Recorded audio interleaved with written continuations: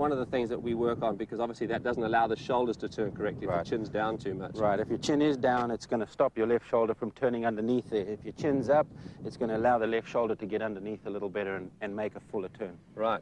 And I think the other thing is if you set up to it now, certainly your arms are nice and relaxed, and you should feel certainly some weight about on the balls of the feet, sort of somewhere sort of around the laces. Right. That's something that I've always felt is really important. If someone comes up to me and tries to push me over, I'm going to be able to rock a little bit. I'm not going to fall one way or the other.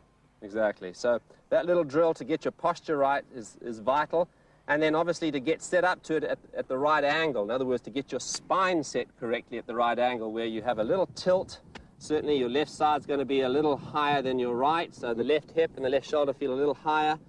And now you're in a good position to make a good swing. And I think the final thing that we always try to work on is try to keep your arms nice and relaxed, because any tension here creeps up right through up into your shoulders, into your neck area, and obviously that tightness eliminates any feeling of freedom, and obviously you lose your rhythm. So posture, very important, and something that I always recommend is people get in front of a mirror to check it. They look at a good player on TV, for instance, and then try to copy that. Try to find somebody of your own build, get in a mirror and really check that posture position. And I think it's also important to note, David, that the taller you are, the more emphasis there should be on posture. That's a good point. Shorter guys probably get away with it a little more because they're standing with the ball out in front of them a little, whereas when you're taller, you've got more of a spine angle, and you've really got to pay attention to that posture. Right. People with long legs have a problem. You know, like, I know Nick Faldo has a problem always with his posture because of his long legs, so you're right. If you have short legs, it's a great advantage. Well, Nick, you know, with aiming, I think the secret to aiming is to tell people where you're aiming after you've hit it. Well, certainly, if you're swinging well, all you've got to do is line yourself up at the target, get the club face aimed correctly, your body aimed correctly, parallel to it, and then pull the trigger, and hopefully you should hit the ball on the target. Right, but invariably when we run into a problem, I think most of the players find that they start aiming right with the shoulders. And what that encourages you to do is to make a compensation in your swing to come over the top of the ball and try and pull the ball on line. The other thing, if you make a good swing from a closed shoulder position, which I agree with, many players, I see many top players have their shoulders and their eyes sort of aimed to the right. If they make a good swing, they're going to be coming too far from the inside and, in actual fact, hook it. So a lot of times alignment is as a result of you swinging poorly. You tend to compensate for it. So hopefully, you know, if you feel you're swinging well, I mean, getting lined up is obviously very important. Right, I, like many other professionals, always have a tendency to aim to the right with my shoulders. And one of the ways that I combat that is to put these two clubs down, which are now parallel to my target line, and these will assist me in my alignment. Now I can see that my feet are square, my knees are square, my hips are square, my shoulders are square, and very importantly, that my eyes are square. And what happens when I do get into a bad situation, I'll find that my shoulders will be angled off to the right there, which is going to cause me to come over the top of it.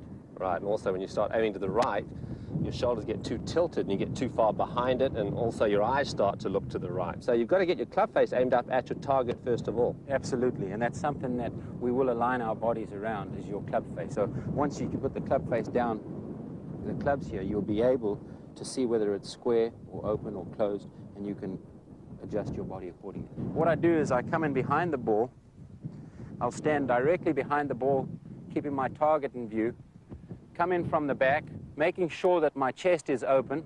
I'm looking at the target. I align my club face square to my target, and then I bring my feet in. And now you can see that my feet are now parallel, my shoulders now feel parallel, and I'm in a very comfortable position there. Now I can go ahead and just hit it. Yeah, that looked great. It's almost like a railway track effect, isn't it? You get the club face on your target and your body pretty much parallel to the left of it. And you might feel when you first do this a little uncomfortable, but after hitting 4 or 5 balls, you'll have the confidence that you know that these are aiming square. Exactly. The final element we need to discuss, Nick, is the ball position. And I think for good players, obviously we see a tendency at times maybe to get the ball a little too far back in the stance. Well, it's something that we always try and do. And I find that the further the ball gets back in the stance, I'm going to find the club coming from the inside too much, and I'm going to hook the ball. The optimum for me is just inside the left heel, Dave, where I'll have it nice and comfortably just in front of my armpit here, as you can see. I just hang that there, we can see that. And what this encourages me to do is to chase after the ball toward the target.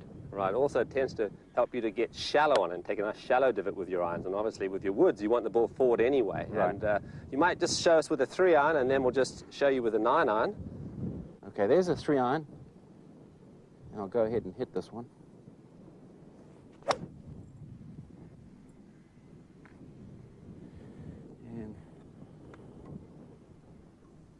And then as we come in with a 9-iron, obviously I'm not going to stand as far away because the club's shorter, but I'm going to keep the same ball position just inside my left heel. My right foot has come from a wide position into here, and I'm just a little closer to the ball. It's amazing because it really does look like it's further back. It's just an optical illusion when you move your right foot closer. That's right, and people often think that the ball should go further back with the shorter clubs, but I've always liked to keep it there. Okay. So here I am, just in front of the left heel. Feel very comfortable.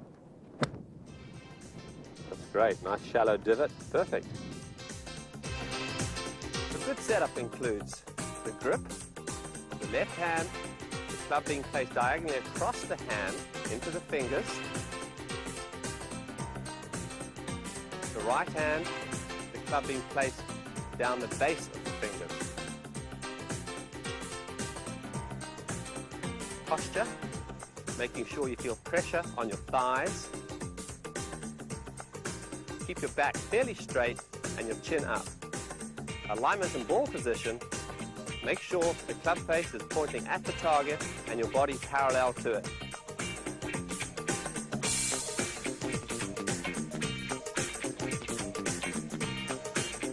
Try to keep the ball fairly far forward in your stance at all times.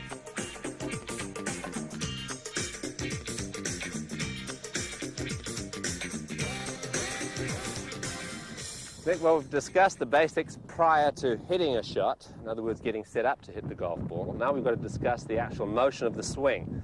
And I think most importantly, the start of the swing for most players, they need to get right, because I see many errors happen very early on in the golf swing. And really, if you think about it, David, once you get that first part of the swing under control, everything should take care of itself. There'll be a few key moves that we think about later, but if you get set up correctly in the first part of your swing, it's pretty easy to do the next things right. Exactly.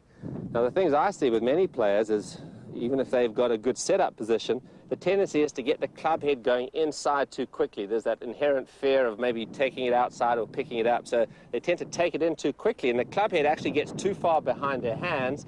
They then have to somehow lift the club up to the top, and if they don't lift it, they carry on and play, which actually gets too flat. So it creates a whole host of problems. It does. And I think one of the simplest things to think about is that if you picture the shoulders, the hands, and the club head at address position, that the first move away is where they all move together. The club face slightly rotates to a slightly open position there at the 8 o'clock position. Which is really square to my slight turn. Right. Right. But you can see that your shoulders and your hands and the club head have moved in sync. Exactly. If I actually turn and face the club now, I'm pretty much in the same position I was at address, whereas if I did this, you know, obviously I'd have to keep walking around and chasing my tail. So that's right. Why don't you just show us what it looks like? One of the things that I've always done, and I think we've worked on it extensively in the past, is to make sure we put a ball down behind there, and this is just a simple thing. We line up on our target, and then when I take the club back, I try and brush the ball. You can just see, That's good. And that's going to make it a lot easier for you to keep the position that we're talking about right now. Well, you can actually go ahead and hit a shot like this, and it's actually a really good idea because you get the feeling of sweeping the club head away. And the wrists won't break too early. Exactly, that's a good point, because many players who maybe have a problem picking the club up, this will actually get the club moving away nice and low to start. A little bit of width early on is something easier to maintain late in the backswing. That's right.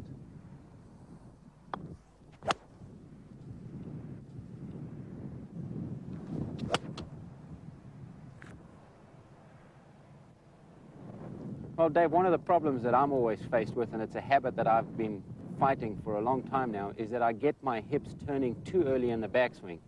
And it's a problem that I see with a lot of the players out there. Well, no question, Nick. I see a lot of players who hear that word turn. They think in terms of, hey, make a big turn. And they get their hips or their shoulders turning so early on in the backswing. Maybe you want to illustrate it. I'll show you how I do it. There we go. I recognize that position. Yeah. You can see Nick's hips here have turned quite a bit, and really the club's only moved just a few feet. So Nick hasn't necessarily turned his shoulders that much, but I see a lot of players, even at this point, who've got almost a